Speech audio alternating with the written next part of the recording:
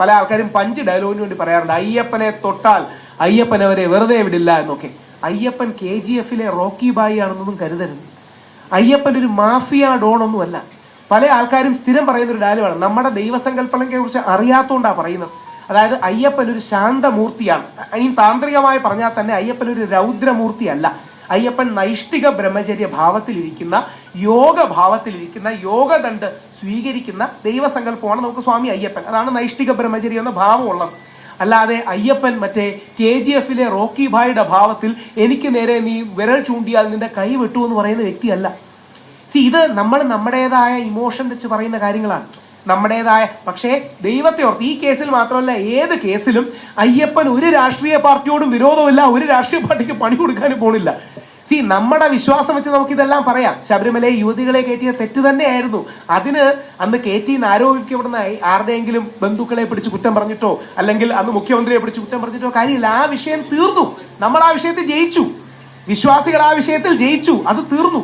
അപ്പോ പ്രതികാരമല്ല ദൈവത്തിന്റെ മാർഗം, അയ്യപ്പൻ റോക്കി ഭായിയുമല്ല എന്ന തിരിച്ചറിവിൽ പറഞ്ഞ് അവസാനിപ്പിക്കുമ്പോൾ തന്ത്രിക്ക് എത്രയും പെട്ടെന്ന് നീതി കിട്ടണം. എനിക്ക് പേടിയുള്ളത്, എനിക്ക് പേടി എന്ന് പറഞ്ഞാൽ വേറെ കൊണ്ടല്ല, ഈ വരുന്ന ദിവസങ്ങളിൽ പ്രഷർ മൂത്ത് ശങ്കർദാസ് സാറിനെ അറസ്റ്റ് ചെയ്യുമെന്നാണ് എന്റെ പേടി. കാര്യം ഈസി ആയിട്ടൊരു മെക്കാനിസം അതാണല്ലോ, ഈസി ആയിട്ട്. അതെ പറഞ്ഞു. ഇപ്പൊ ഞാൻ വായിച്ചു. പ്രായമായവരല്ലേ. എനിക്ക് അത്ര വലിയ മീൻസ് 10-40 പ്രായം. ജയിലിൽ കിടക്കുന്നത് വളരെ മെനക്കേടുള്ള ഒരു പരിപാടിയാണ്, വേറൊന്നും കൊണ്ടല്ല. ജയിലെന്ന് പറഞ്ഞാൽ നമ്മുടെ യൂഷ്വൽ വീടല്ല, അവിടെ താഴെ കിടക്കണം. അത് കുറ്റമായിട്ട് പറയല്ല, ഞാൻ 16 ദിവസം ഒരു കാര്യമില്ല ജയിലിൽ കിടന്നിട്ട് വന്നാണ്. വീണ്ടും അതായത് ആ വ്യക്തിക്ക് എന്നോട് വ്യക്തിവിരോധമുണ്ട്, ആ വ്യക്തിയുടെ ഭർത്താവിനെ അനുകൂലിച്ച് അവർ വീഡിയോ ചെയ്തു, അതുകൊണ്ട് വീണ്ടും എന്നെ അറസ്റ്റ് ചെയ്യണം എന്ന് പറഞ്ഞ് പോലീസിൽ പോയി. പോലീസ് റിസ്ക് എടുക്കൂല, പോലീസിന് കൃത്യമായിട്ട് അറിയാം വലിയ തെറ്റൊന്നും ഞാൻ, അല്ലെങ്കിൽ ഒരു തെറ്റ് ഞാൻ ചെയ്തിട്ടില്ലെന്ന്. പക്ഷേ പോലീസുകാർ പറയും അത് ജീവോ തന്നല്ലേ, നമുക്ക് നേരെ കൊണ്ട് കേസ് കൊടുക്കാം. അങ്ങനെ നേരെ കേസ് കൊടുത്ത് തിങ്കളാഴ്ച എന്റെ ജാമ്യം ക്യാൻസൽ ചെയ്യണമെന്ന് പറഞ്ഞ് പോയിട്ടുണ്ട്. വെപ്പണൈസിംഗ് ഓഫ് ലീഗൽ സിസ്റ്റം അഥവാ നിയമ സംവിധാനങ്ങളുടെ ദുരുപയോഗം, ഇത് നമ്മുടെ നാട്ടിലെ ഏറ്റവും വലിയ പ്രശ്നമാണ്. 2 ദിവസം അവൻ അകത്ത് കിടക്കട്ടെ എന്ന് ചിന്തിക്കുന്നത് നമ്മുടെ മനസ്സിലെ ദേഷ്യമാണ്. ദൈവത്തെ ഓർത്ത് പറഞ്ഞു തീർക്കുമ്പോൾ അയ്യപ്പൻ അങ്ങനെ കരുതുമെന്ന് പറയരുത്. അയ്യപ്പൻ ഒരു അക്കൗണ്ട് വെച്ച് എല്ലാവരോടും പ്രതികാരം തീർക്കുന്ന രൗദ്രമൂർത്തിയല്ല. അതുകൊണ്ട് അയ്യപ്പന്റെ പേരിൽ പ്രതികാരം ആരോടും, കമ്മ്യൂണിസ്റ്റുകാരോടും കോൺഗ്രസ്സുകാരോടും BJP-കാരോടും തന്ത്രിയോടും മന്ത്രിയോടും മെമ്പറോടും ശങ്കർദാസ് സാറിനോടും ചെയ്യരുത്. അതുകൊണ്ട് തന്ത്രിക്ക് നീതി വേണം, അത് ശങ്കർദാസ് സാറിന്റെ അനീതിയായി മാറരുത്. പ്രായമായി വയ്യാതെ കിടക്കുന്ന ഒരു മനുഷ്യനാണ്.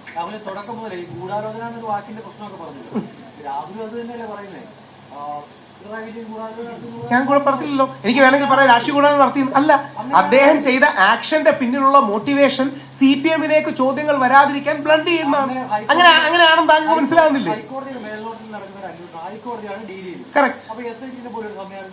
അത് തന്നെയാണ് ഞാൻ പ്രതീക്ഷിക്കുന്നത്. അല്ല, ഇപ്പൊ കൃത്യമായി പറയാം, ഈ ആഴ്ച എന്തായാലും ഹൈക്കോടതി വരുമായിരിക്കുമല്ലോ, ഈ ആഴ്ചയോ അല്ലെങ്കിൽ അടുത്ത 10 ദിവസവും. അവിടെയാണ് ഞാൻ പറയുന്നത്, ഉത്തരവാദിത്തോടെ നിങ്ങളുടെ മുമ്പിൽ വെച്ച് പറയല്ലേ, ഹൈക്കോടതി തന്ത്രിക്കെതിരെ നെഗറ്റീവ് പരാമർശങ്ങൾ, വിധിയൊന്നും വരണ്ട, നമുക്ക് പ്രൈമാ ഫേഷ്യോ ഒബ്സർവേഷൻസ് അല്ലേ കിട്ടുള്ളൂ, ഓറൽ ഒബ്സർവേഷൻസ്. ഹൈക്കോടതി തന്ത്രിക്കെതിരെ ഏതെങ്കിലും രീതിയിൽ നിരീക്ഷണം നടത്തുകയാണെങ്കിൽ, ഞാൻ വെളിയിലുണ്ടെങ്കിൽ ഇതേ പത്രസമ്മേളനത്തിൽ വിളിച്ച് ഞാൻ മാപ്പും പറയും, അത് ശരിയല്ലെന്ന് പറയും, തന്ത്രിയെ തെളിയും പറയും. കാര്യം ഈ കേസ് വായിച്ചാൽ നിങ്ങൾക്ക് മനസ്സിലാവുന്നില്ലേ മെറിറ്റില്ല എന്ന്? വേറെ ആരെയും വേണ്ട, കേസ് വായിച്ചാൽ നിങ്ങൾക്ക് മനസ്സിലാകുന്നില്ലേ ഞാൻ എന്തുകൊണ്ടാണ് ഗൂഢാലോചന ഉപയോഗിക്കാത്തത്?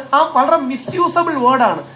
എന്തും ഒരു ഗൂഢാലോചന എന്ന് പറയാം, അതൊരു മിസ്യൂസ് ചെയ്യുന്ന വേർഡാണ്. ശ്രീ പിണറായി വിജയൻ ശബരിമല തന്ത്രിക്കെതിരെ ഗൂഢാലോചന നടത്തുകയാണ്, ഹിന്ദു സമൂഹത്തിന്റെ വികാരങ്ങളെ തകർക്കാൻ കമ്മ്യൂണിസ്റ്റുകാരനായ പിണറായി വിജയൻ ഗൂഢാലോചന നടത്തുകയാണ് എന്ന് പറഞ്ഞാൽ എനിക്കൊരു പഞ്ച് ഡയലോഗും തലക്കെട്ടും തംബ്നെയിലും കിട്ടും.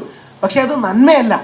യഥാർത്ഥത്തിൽ തന്ത്രിയോട് അനീതി ചെയ്തു, ഇനി അത് മന്ത്രിയോടും മെമ്പറോടും കൂടി ചെയ്യണം എന്ന് പറയുന്നതല്ല. കോൺഗ്രസിന്റെയും BJP-യുടെയും വളരെ മുതിർന്ന നേതാക്കൾ, ഞാൻ വളരെ ആദരിക്കുന്ന ചില നേതാക്കൾ ഇന്നലെ സംസാരിക്കുന്നത് ഞാൻ കേട്ടു.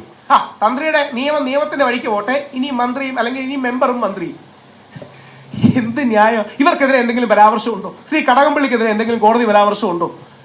ഇതിന്റെ പ്രശ്നം നമ്മൾ വളരെ മെക്കാനിക്കലായി കാലത്തെ കാണരുത്. നമ്മൾ വെളിയിൽ നിന്ന് കളിക്കുന്നതുകൊണ്ട് കുഴപ്പമില്ല, അകത്ത് കിടക്കുന്നവരുടെ വേദന അറിയണം.